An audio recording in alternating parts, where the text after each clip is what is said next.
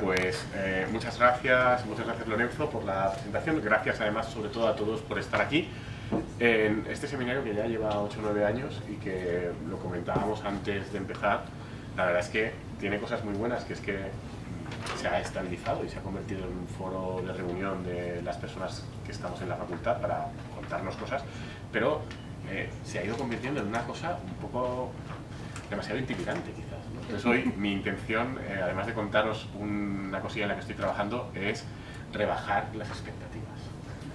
Es decir, esto simplemente es algo para contarnos lo que estamos haciendo. Claro, es la idea, ¿no? Bueno, entonces, básicamente lo que os quiero comentar es un trabajo que tengo que acabar, que estoy intentando acabar, y respecto a una cuestión a la que estoy dando vueltas desde hace ya 3 o 4 años, lo cual demuestra hasta qué punto soy poco eficaz a la hora de concluir cosas.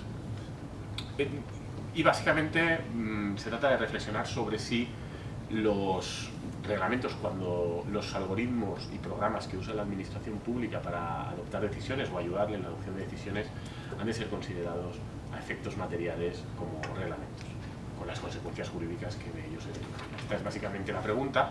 La contestación, la anticipo, es que a mi juicio sí, al menos sí en los casos más relevantes. Y básicamente lo que quiero hoy es contaros por qué e intentar rebatir las críticas más habituales a esta posición, que como ya digo que es un trabajo en el que llevo pensando desde hace 3 o 4 años, me conozco las críticas habituales y creo que más o menos las puedo refutar. Bueno, os he pasado un pequeño esquema de lo que será el orden de mi intervención para que, bueno, pues, si lo necesitéis, pues lo tenéis ahí. Y tenéis también colgado de la web del seminario, bueno, el texto en un estado muy embrionario, en borrador, de lo que más o menos voy a contar. Bueno, pues por empezar,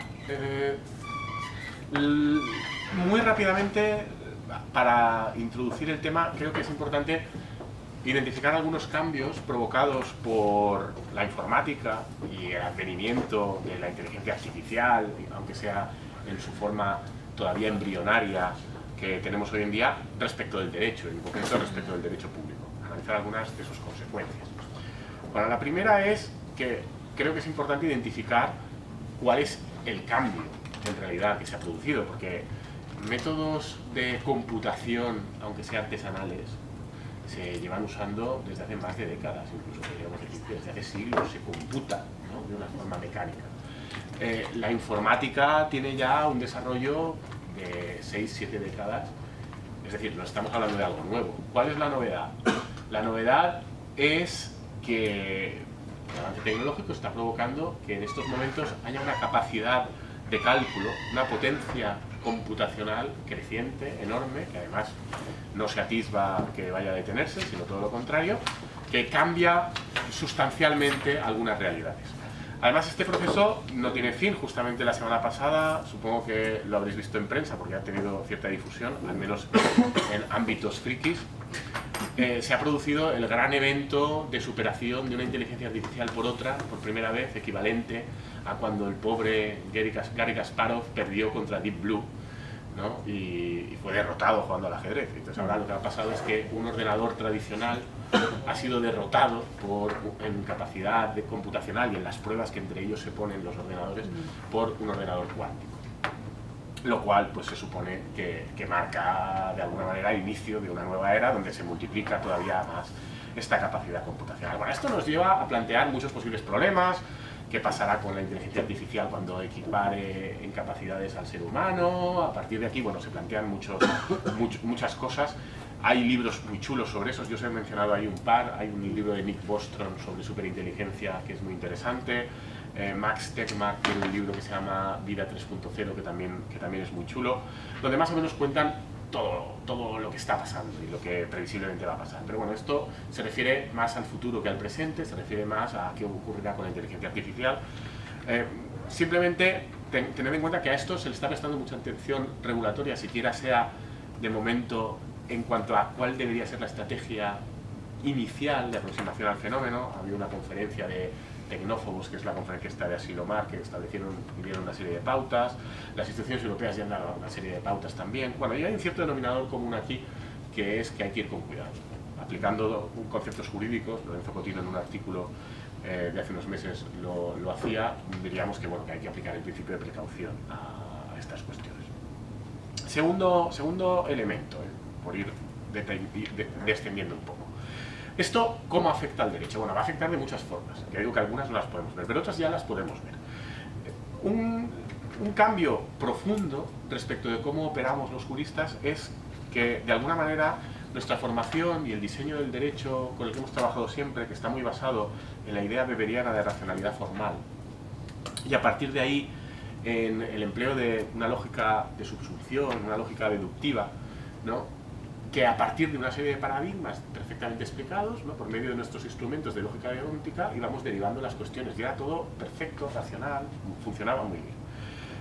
Y bueno, y nos permitía ordenar la realidad, que es de lo que se trataba un poco. Es decir, las categorías jurídicas tradicionales que usábamos, los conceptos, lo que permitían era una realidad muy compleja, encasillarla en distintas categorías que nos permitían luego hacer ese procedimiento lógico-deductivo y, respecto de una realidad que era muy plural, así simplificada, poder dar respuestas jurídicas más o menos pautadas. Esa era un poco la forma que teníamos de funcionar y en la que estamos educados todos. Lo que pasa es que ahora la tecnología permite funcionar de otra forma.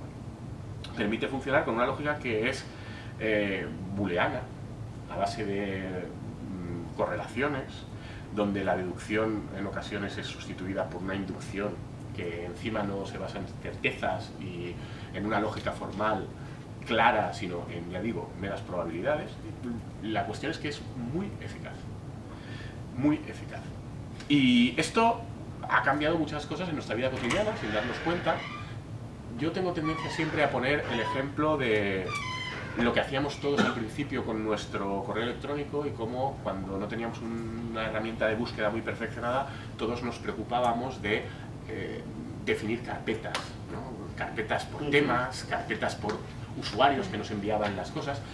Y entonces perdías mucho tiempo metiendo cada cosa en tu carpeta, definiendo las carpetas, que eran como los conceptos jurídicos que nos iban a permitir una realidad compleja ordenarla. Y sencillamente ahora es innecesario, porque ahora tenemos unas herramientas de búsqueda tan potentes que en realidad ese trabajo ya no hace falta, porque al final es más cómodo simplemente en la herramienta de búsqueda poner una palabra clave, poner algún concepto y acabas encontrando las cosas mucho más rápido, ahorrándote todo ese trabajo. Bueno, esto es un ejemplo tonto, pero refleja de alguna manera el cambio de paradigma.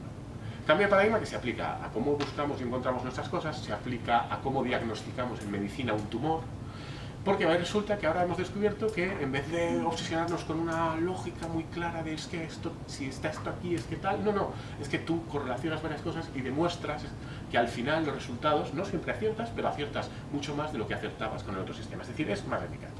Bueno, esto cambia la forma en que el derecho afronta la realidad y sobre todo lo que va a obligarnos es a cambiar algunas, incluso instituciones jurídicas, nos va a obligar a ser más sinceros con nosotros mismos. Por ejemplo, la presunción de inocencia. Probablemente no es la misma en un entorno de lógica formal, o no significa lo mismo que en un entorno probabilístico e inductivo. A día de hoy la presunción de inocencia, podemos hacernos trampas al solitario, decir que no es, esto es la teoría y la práctica es otra, pero esta es la teoría y es la que estamos educados. Es algo así como que si no tienes una certeza clara, una prueba de cargo suficiente como para destruirla, es que la persona es inocente. Entonces es una cuestión de blanco o negro a partir de una categorización que hemos hecho en la que no hay prueba de cargo suficiente que, más allá de toda duda razonable, te permita decir que alguien es culpable o es inocente. Cuando tengamos capacidad de evaluar situaciones probatorias, y no será tan lejano, a partir de esa gran potencia de computación que va mucho más allá de las capacidades humanas en breve para evaluar circunstancias, si ya lo es para evaluar tumores, en breve puede serlo perfectamente para evaluar participación en acciones delictivas, habrá que determinar cuál es el porcentaje. Habrá que decir, ¿qué es que alguien ha dejado de ser un presunto inocente y pasa a ser considerado culpable por el derecho? ¿Un 92%? ¿Un 99,7%? Es decir, vamos a tener que cambiar. Y esto es distinto, porque antes sabíamos que a veces condenábamos a inocentes, pero el sistema no condenaba a inocentes. El sistema en su caso había fallado. Y se había equivocado el actor que determinaba si estábamos más allá de toda prueba razonable o no. Pero el sistema lo que hacía es que solo más allá de toda prueba razonable, cuando estaba claro, se condenaba a alguien. Porque si no, no funcionaba la presunción de inocencia. Esa era conceptualmente la forma de operar. Que ya digo, podía fallar. Pero en abstracto, era perfecta. Mientras que ahora en abstracto no será perfecta, ahora en abstracto asumiremos que va a haber un porcentaje y que respecto de toda condena habrá un porcentaje en el que asumiremos que no, que es que jurídicamente, o sea, la presunción de inocencia pasará de ser una especie de absoluto jurídico a un porcentaje de eficiencia social. Y esto hay que empezar a asumirlo. O eso, o no usaremos la herramienta. Pero si usamos la herramienta implica este cambio de paradigma y este cambio metodológico. Pongo este ejemplo porque creo que es muy llamativo, pero a menor escala esta misma situación se produce. Se produce en muchísimos otros ámbitos. Y básicamente la cuestión es siempre la misma, es decir, nos obliga a ser más sinceros, porque si usamos programación, como la programación hay que definirla antes, tenemos que establecer con carácter previo qué es lo que queremos o no queremos. El otro ejemplo que os ponía ahí un poco para esta iniciación es el no derecho o el incumplimiento. Todas las normas, hasta a día de hoy las definimos, las aprobamos asumiendo que hay un grado de incumplimiento. Incluso podríamos decir que hay un grado socialmente eficiente de incumplimiento. Grado socialmente eficiente de incumplimiento que además se traduce en que cada individuo tiene un grado de eficiencia en el incumplimiento distinto. Con lo cual ese conjunto social de incumplimiento eficiente es la suma de muchos incumplimientos posibles de muchos individuos que tienen beneficios y costes diferentes según incumplan. Pero nosotros esto dejamos que se autorregule. Se autorregula porque la norma se puede incumplir. Por poner un ejemplo, de nuevo, ya digo, un poco tonto, pero creo que revelador. Nosotros podemos a día de hoy saltarnos un semáforo. Y el derecho asume que la gente puede saltarse semáforos y en ese caso hay una determinada sanción. La sanción impone un coste, supone un coste al infractor, que es la combinación de la efectiva sanción más las probabilidades de que te pillen, pero todos tenemos la opción de en un momento determinado decidir que ese coste es menor que el posible beneficio que tenemos saltándonos el semáforo. De hecho, todos lo habremos hecho alguna vez. Hay situaciones en las que incluso está socialmente considerado que es lo que se debe hacer. Por ejemplo, llevar un enfermo a un hospital. La cuestión es que si tenemos mecanismos automatizados muy potentes, en ocasiones el no derecho pasa a ser imposible. Por ejemplo, en los coches automatizados, el coche hará lo que la programación previa le diga, no va a poder saltársela. Entonces vamos a tener que definir previamente muy bien en qué casos sí se puede saltar y en qué casos no. Y esto tiene el problema de que en general va a ser igual para todos. No pasará como ahora, en el que las situaciones personales de cada cual pueden influir en el juicio que hagamos sobre si nos conviene saltarnos o no una determinada norma. Bueno, esto de nuevo nos plantea un problema de cambio de cómo hemos funcionado históricamente a cómo tenemos que funcionar. Un tercer elemento que creo que es importante, y me voy acercando al derecho administrativo, es el papel de la discrecionalidad, el papel de las decisiones donde hay un elemento de juicio, un elemento de discrecionalidad. Y si ahí tiene más sentido o menos usar algoritmos. A mí me da la sensación de que la respuesta intuitiva y en algunos ordenamientos jurídicos, la respuesta que ya se ha plasmado en los ordenamientos jurídicos respecto a esta cuestión es en el fondo, hasta el momento, profundamente cegata. Es decir, no es consciente de que los tiros van por otro lado.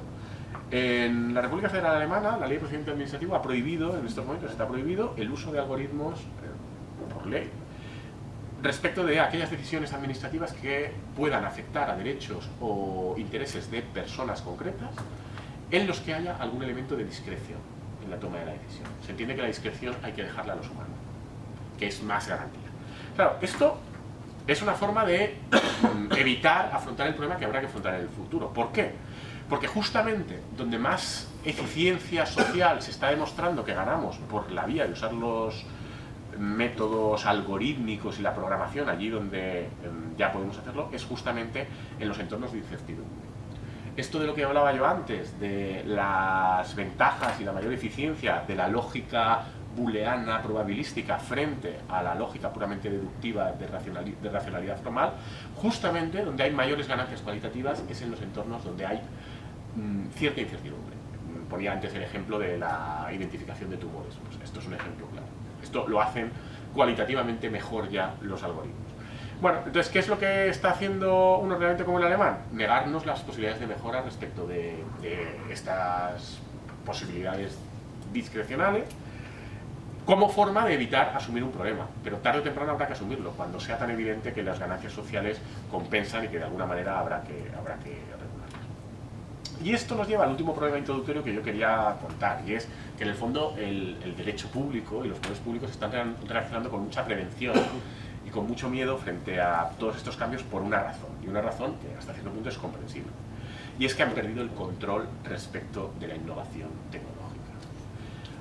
El artefacto Estado, desde que se conforma en los términos en los que lo conocemos, desde hace un par de siglos más o menos, ha estado acostumbrado a que tenía una capacidad económica y una capacidad de hacer acopio de medios y de movilizarlos, y con ello una capacidad de liderar la transformación tecnológica y la innovación muy importante. Si pensamos en todas las innovaciones tecnológicas que han tenido importancia a lo largo del siglo XIX, desde la segunda mitad, y el siglo XX hasta hace prácticamente 20 años, las 2 últimas décadas del siglo XX, vemos un gran liderazgo público en eso. No significa que lo hiciera solo el sector público o que lo hiciera sin ayuda del sector privado, pero el liderazgo era claro. La carrera espacial, la carrera armamentística, el gran despliegue de las redes de telecomunicaciones, de ferrocarril. Es decir, ha habido intervención privada, pero el liderazgo tecnológico era sin duda público. Y ahora no, ahora hemos perdido esa capacidad de liderazgo. Y el sector público se encuentra un poco desamparado, con lo cual esta reacción de cierre, de decir no quiero afrontar esta realidad, no quiero, si puedo evitar de momento tener que asumir esto, pues mejor no hacerlo, es hasta cierto punto comprensible. El problema es que es una solución a corto plazo, a medio y a largo plazo va a haber que afrontarlo. Y va a haber que afrontar que el Estado va a tener que regular las garantías y los derechos de los ciudadanos respecto a esta nueva realidad. Una nueva realidad en la que no tiene tanto control, lo cual le obliga a actuar en 2 campos. Uno del que no me voy a ocupar, que es disciplinando cómo actúan y cómo utilizan estas herramientas los agentes privados. Y otro, viendo cómo integra esas herramientas respecto de su propia actividad. Porque frente a todas estas cosas que han cambiado, hay algunas que en cambio no han cambiado. Y las que no han cambiado, las que permanecen igual, son esa necesidad de garantías cuando el Estado actúa afectando a derechos e intereses de los ciudadanos, porque actúa ejerciendo un poder público que, más allá de que tenga los medios técnicos para hacerlo o no, es un poder jurídico que le da esa capacidad de imponer cosas coactivamente. Bueno, entonces, tarde o temprano vamos a tener que asumirlo. Y mi tesis es que una vez integremos estos medios de una forma u otra en la actuación normal de las administraciones públicas, hay que asumir que son reglamentos. Son reglamentos porque funcionan igual, porque cumplen la misma función y porque en el fondo lo que hacen es sustituir o en ocasiones complementar a las normas reglamentarias. A fin de cuentas, el funcionamiento de un reglamento tradicional, si lo pensáis, es exactamente el mismo al de un programa o al de un algoritmo. Predefinir una serie de condiciones, establecer a partir de esas condiciones cuáles han de ser las consecuencias y el operador jurídico cómo debe responder frente a cada cuestión, y establecer una cascada de conclusiones y de decisiones que a su vez se van completando y que llevan a un resultado final. Pero en principio el reglamento lo que hace es justamente eso, predetermina la decisión, la programa. Es exactamente lo mismo, solo que con otros medios que lo que hacen los algoritmos y los programas de ordenador. De hecho, hay un jurista norteamericano, lo conocéis todos, Lawrence Lessig, que esto lo explicó y dijo, no, es que el código jurídico es cada vez menos importante y ahora hay que atender al código informático. Y decía Lessig, y este código 2.0 también es jurídico y este código 2.0 también lo tenemos que entender los juristas. Y tenemos que ser los juristas los que predeterminemos en esta programación cómo se ha de funcionar. Sin embargo, a mi juicio, es bastante patente que hay una falta de conciencia sobre la importancia de esta cuestión, al menos hasta el momento, porque las administraciones, ya digo, prefieren de momento no afrontarla. Por un lado, son reacias a ver la realidad, si pueden escoger una solución que les impida de momento desconocerla, prefieren hacerlo, como el derecho alemán, y por otro lado, el derecho europeo y los derechos nacionales, como el español, parecen resignados ante el fait accompli de que, bueno, las cosas son así, se van a usar reglamentos, algoritmos, no vamos a controlar muy bien cómo son y ya está. Las únicas soluciones que tenemos son esencialmente de tipo jurídico-privado, en el sentido de soluciones respecto a cómo afrontar el uso por parte de los poderes privados de esto. De hecho, todo el mundo, para hablar de esto, habla del Reglamento General de Protección de Datos Europeo, recientemente aprobado, que ha mejorado un poco la cuestión y de su famoso artículo 22, pero en el fondo, esta herramienta es una herramienta pensada respecto de cómo controlar el ejercicio o el uso de algoritmos por parte de agentes privados. El artículo 22 básicamente establece un cierto derecho de opt-out, de decir, yo tengo derecho como ciudadano a que no se me apliquen decisiones estrictamente algorítmicas, pero es simplemente eso, el derecho de decir que a mí no se me apliquen porque tengo la libertad de permitirme que no se me apliquen. Pero el propio reglamento establece una serie de excepciones. Dice, no, cuando haya una norma jurídica que diga que sí, es que sí. Y básicamente eso es lo que hace la administración, decir que es que sí. Es decir, no es una norma pensada para ser aplicada al derecho público. Y es la solución en la que nos estamos basando para intentar contener un poco a la fiera, pero no es una solución pensada para el derecho público. Es una solución pensada para entornos donde el ciudadano tiene esa opción, efectivamente, de optar por irse, por decir, no, pues a mí no se me aplica. Pero es que el derecho público tú no puedes decidir si se te aplica. Es decepcionante, en este sentido, la evolución del derecho español, que es, por otro lado, coherente, ha llegado a la misma solución final con el derecho europeo. El artículo 45 de la antigua ley de procedimiento administrativo del 92 tenía un artículo muy sencillito, muy básico, pero básicamente la idea que lo vehiculaba era algo así como los poderes públicos pueden hacer todo lo que han estado haciendo hasta la fecha en materia de procedimiento administrativo siempre y cuando trasladen las garantías materiales al uso de los medios técnicos nuevos que impongan. Bueno, o sea, lo que decía es, si usted usa nuevos medios tecnológicos en el futuro para hacer esto mismo que está haciendo ahora, me parece bien, siempre y cuando respete materialmente las garantías. Bueno, era una solución, en el fondo, bueno. Lo curioso es que la hemos ido perdiendo. La ley, ahí hay una rata, no es la 7/2008, sino la 11/2008, de procedimiento de acceso electrónico a los servicios públicos, que se suele llamar Ley de Administración Electrónica. Es una ley que en parte en su elaboración participaron informáticos y recogía esta idea y trató de establecer estas garantías, más o menos, y obligaba, o se podía entender que obligaba, lo que pasa es que nunca se aplicó porque se consideró que era poco razonable, a publicar exactamente cuáles eran los medios informáticos que se usaban. Y le decía además a la administración que por defecto tenía que usar software libre, permitiendo esa trazabilidad. Era una ley hecha por informáticos. A los juristas y esencialmente al Ministerio de Hacienda y Administraciones Públicas no le gustó nada la ley y siempre la incumplió. Y de hecho ha acabado instando a un cambio de la regulación y hemos llegado al actual artículo 41.2 de la Ley 40/2019, que es la única regulación que tenemos sobre el uso de algoritmos y programas para la adopción de decisiones automatizadas. Y es profundamente decepcionante. Combinado con el artículo 22, nos lleva a la conclusión de que la administración puede, siempre que lo desee, usar este tipo de algoritmos y obligar a los ciudadanos a usarlo, porque tiene capacidad pública, porque el artículo 22 dice que si hay una ley que lo permite, se puede hacer, y simplemente la única garantía es que haya un responsable identificado y que ese responsable tenga que decir más o menos cuáles son las bases a partir de las cuales se está realizando ese tratamiento. Bueno, es decir, ese uso de la informática. El resultado de ello, evidentemente, es que no se están dando a conocer los algoritmos que usa la administración pública, porque se entiende que el artículo 41.2 lo permite y que la administración coactivamente puede imponerle a los ciudadanos decisiones hechas así sin mayores problemas. Frente a esta situación, a mí me parece evidente que lo que habría que hacer es, buscando en la lógica del antiguo artículo 45 de la Ley 30/92, trasladar las garantías tradicionales. Si el efecto material de lo que están haciendo estos algoritmos es equivalente al efecto material de los antiguos reglamentos, allí donde los algoritmos estén cumpliendo esa función de predeterminar la decisión, preconfigurar a base de una programación, a base de un código, cuáles van a ser las decisiones, habrá que establecer exactamente las mismas garantías. Evidentemente esto no se aplica a aquellos algoritmos que son usados de forma puramente instrumental, sin ninguna capacidad de predeterminar la decisión. Las decisiones administrativas se escriben en procesadores de texto que tienen algoritmos, bien, sí, pero esos son absolutamente instrumentales, no condicionan de ninguna manera la decisión. No hay por qué considerar que son un reglamento, porque no lo son. Pero sí lo son todos aquellos que de una forma u otra preconfiguran, determinan la decisión a partir de una programación.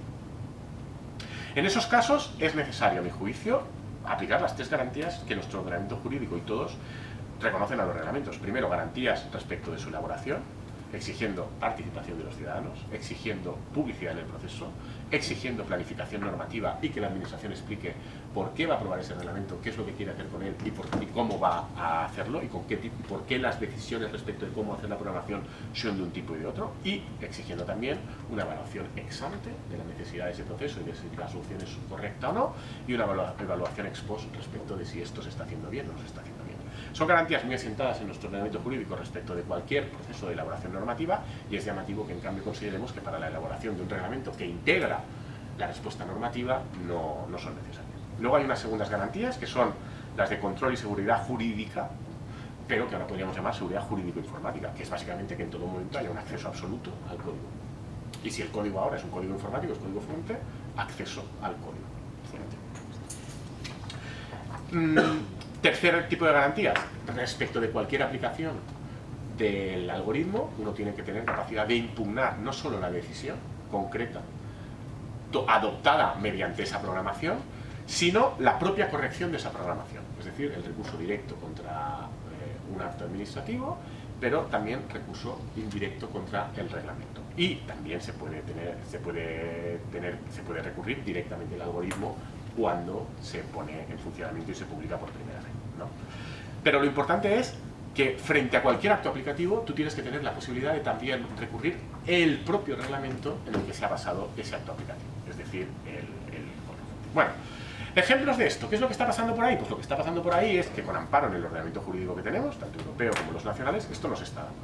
Hay ejemplos muy conocidos en Estados Unidos, sobre todo al amparo de que es que las empresas son las propietarias de los algoritmos y en consecuencia pues no se pueden dar, etcétera, etcétera, y que no es tan importante básicamente. Hay algunos ejemplos de los Países Bajos interesantes que nos contó aquí el otro día en un seminario muy interesante la profesora Sofía Rancho Ordaz, para cosas que también pues, se hacen en España. Pues, en los Países Bajos las ayudas sociales a vivienda pues las determina a día de hoy un algoritmo, o por ejemplo, y esto era divertido porque coincidía con una obsesión también muy española, la determinación de a qué colegio iban tus hijos, ¿no? Esto es una obsesión de las clases medias y entonces genera muchos pleitos porque las clases medias son las que peticionan. Pues hay un algoritmo que ahora decide, ¿no?, dentro de las peticiones de los hijos, de los padres de los hijos, a qué colegio público de los más cotizados acaban yendo unos u otros. Pues ya lo hace un algoritmo.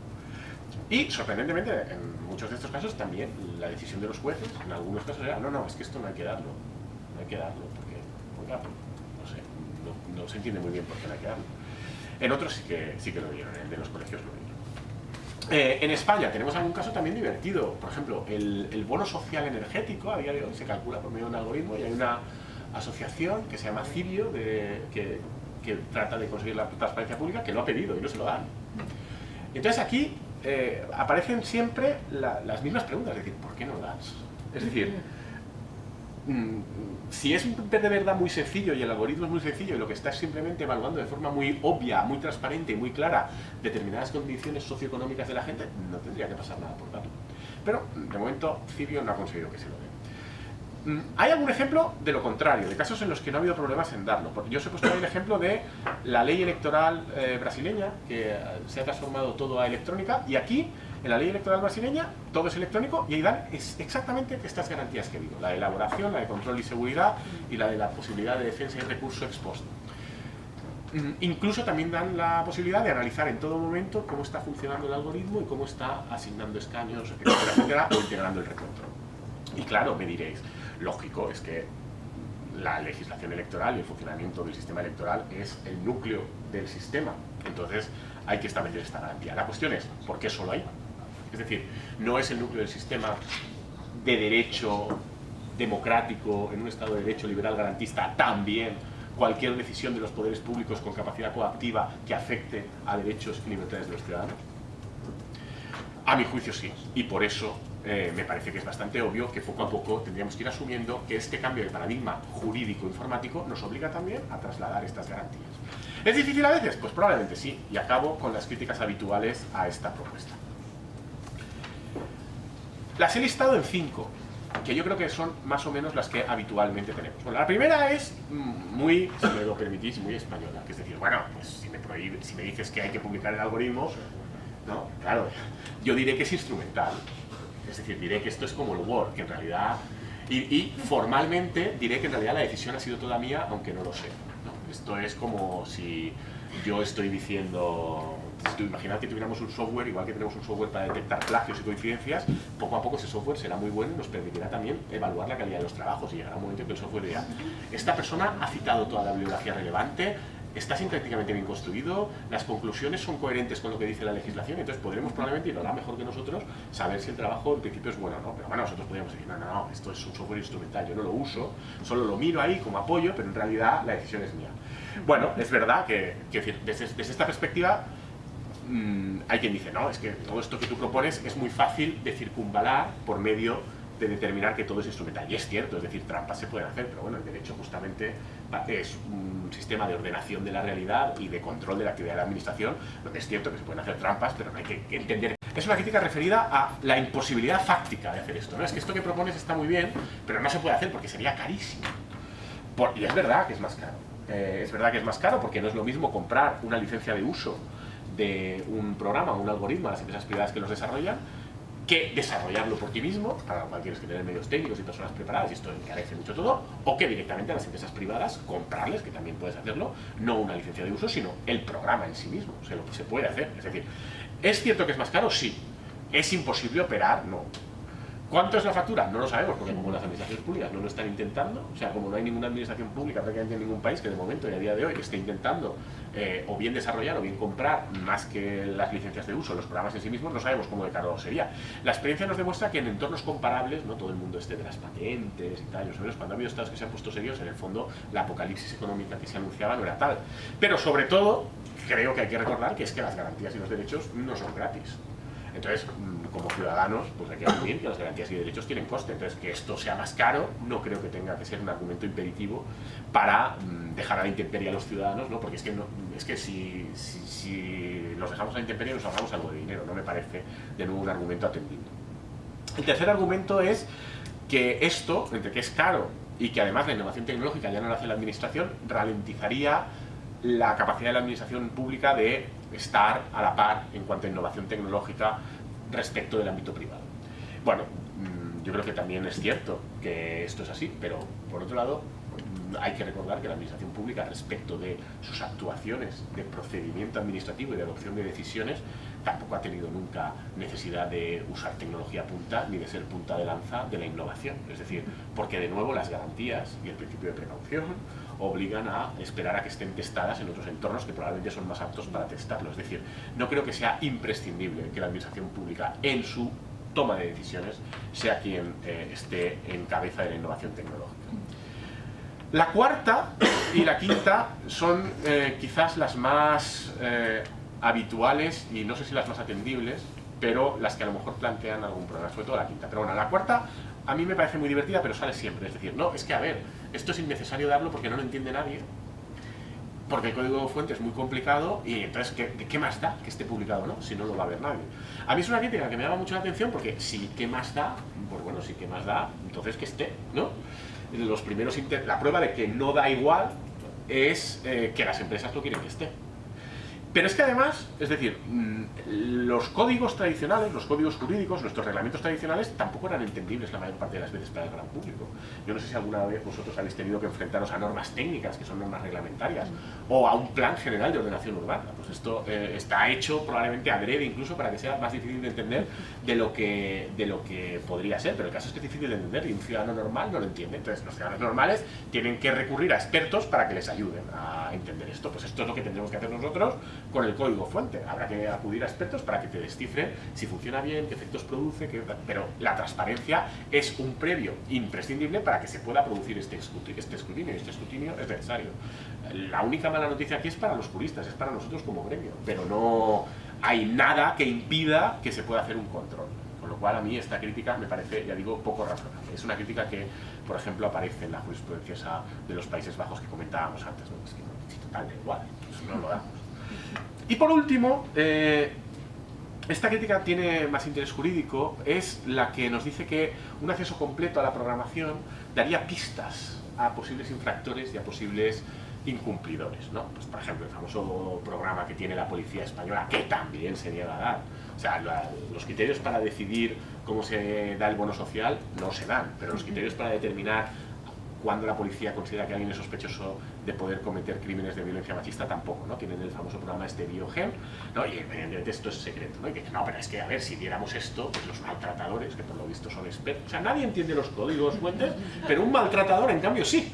Y entonces no hay que dejar que el maltratador pueda ver el código fuente porque entonces variaría sus hábitos de conducta y entonces no se cumpliría la función. Bueno, yo creo que a esto se le pueden oponer dos críticas. La primera, hay un mínimo, que básicamente son aquellas programaciones y aquellos algoritmos, en este caso, que determinan la decisión, que sí que se tienen que conocer siempre. porque determinan decisiones. Y esto sería como decir que es que el Código Penal es mejor que no se conozca, porque entonces los delincuentes pueden adaptar su actividad a esta particularidad del tipo, ¿no? Ya sabéis que los delincuentes también esto lo hacen mucho, ¿no? Lo de estudiarse mucho, ¿no? Es que mira, pues ahora voy a hacer que este elemento del tipo no concurra y así me escapo. Entonces sería como decir, no, vamos a ocultar el Código Penal. Wow. Pero la opción es una garantía que se sepa, ¿no? Y ya sabemos que, bueno, las normas sancionadoras operan como constitución negativa para el delincuente o el posible infractor, que además podemos ser potencialmente todos. Entonces es una garantía que me parece importante. Cuestión distinta es qué pasa con aquellos algoritmos que no programan o preconfiguran la decisión, sino que cumplen otra función, es decir, la función de analizar, enjuiciar, valorar, ponderar a efectos de hacer un control, inspección o prevención. Bueno, aquí me parece que de nuevo tampoco hay que inventar nada, hay que simplemente trasladar a este marco lo que ya tenemos dicho respecto de los reglamentos en materia de inspección y de control, que no decimos que se tenga que publicar toda la actuación de inspección, pero sí que establecemos ciertos controles respecto de cómo debe ser llevada a cabo, qué prioridades ha de establecer, qué finalidades ha de establecer, etcétera, etcétera. Es decir, me parece que es una dificultad superable, que no es absolutamente imposible hacer una traducción que más o menos respete lo que ya históricamente veníamos haciendo. Porque al final, los problemas a los que nos enfrentamos no son nuevos. Lo único que es nuevo es que hemos introducido una herramienta, que son ceros y unos, respecto de lo que era la programación y predeterminación previa de cómo iba a actuar la administración, que antes hacíamos solo con letras. Bueno, no creo que haya tanta diferencia entre ceros y unos y letras, con lo cual me parece que en general estas críticas son, ya digo, insatisfactorias, insuficientes, algunas contradictorias entre sí, porque por un lado dicen, no, es que da igual, pero por otro lado dicen, no, es que es gravísimo que se sepa, no, pues una cosa u otra, no puede ser la cosa a la vez.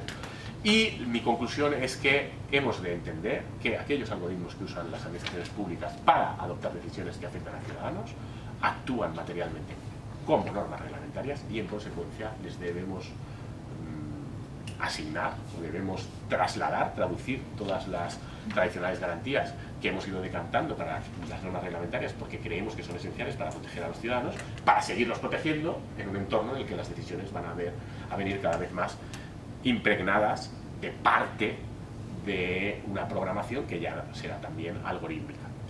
Y esto básicamente es lo que os quería comentar. Muchísimas gracias por la atención.